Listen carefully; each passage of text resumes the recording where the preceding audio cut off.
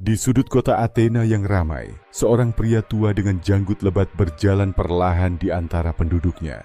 Ia bukan seorang raja, bukan pula seorang panglima perang.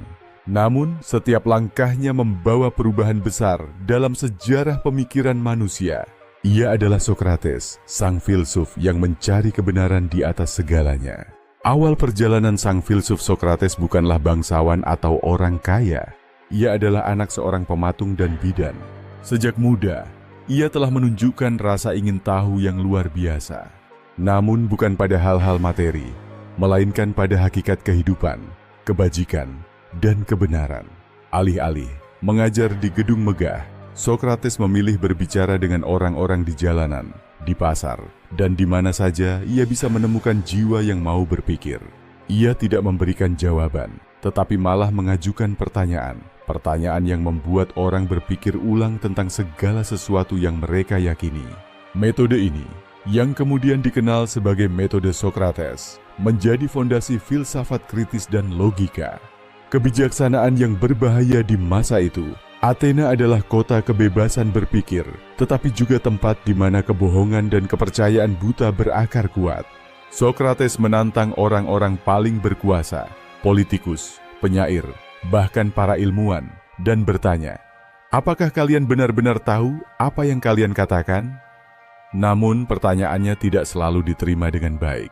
Banyak yang merasa terhina, merasa diremehkan, dan merasa Sokrates hanyalah seorang pengacau yang mengganggu tatanan sosial. Tapi bagi murid-muridnya, seperti Plato dan Xenophon, ia adalah cahaya dalam kegelapan. Pengadilan dan tuduhan sayangnya, Athena yang dulu memujanya mulai menganggapnya sebagai ancaman. Ia dituduh merusak pemuda dan tidak mempercayai dewa-dewa resmi Athena. Pengadilan yang penuh kepalsuan digelar, dan dengan suara mayoritas, ia dinyatakan bersalah. Banyak yang mengharapkan Sokrates untuk meminta maaf atau meninggalkan kota demi keselamatannya. Tetapi ia tetap teguh pada pendiriannya. Hidup yang tidak diperiksa adalah hidup yang tidak layak dijalani, katanya. Ia memilih menerima hukumannya, meminum racun cemara, hemlock, sebagai bentuk eksekusi. Akhir yang menjadi awal di hadapan murid-muridnya, Sokrates mengangkat cawan racun tanpa rasa takut. Ia tidak melihat kematian sebagai akhir, tetapi sebagai perjalanan menuju kebenaran yang lebih tinggi. Dengan tenang, ia meneguknya, meninggalkan dunia ini dengan kata-kata terakhir yang masih menjadi misteri bagi banyak orang. Namun kematiannya bukanlah kekalahan.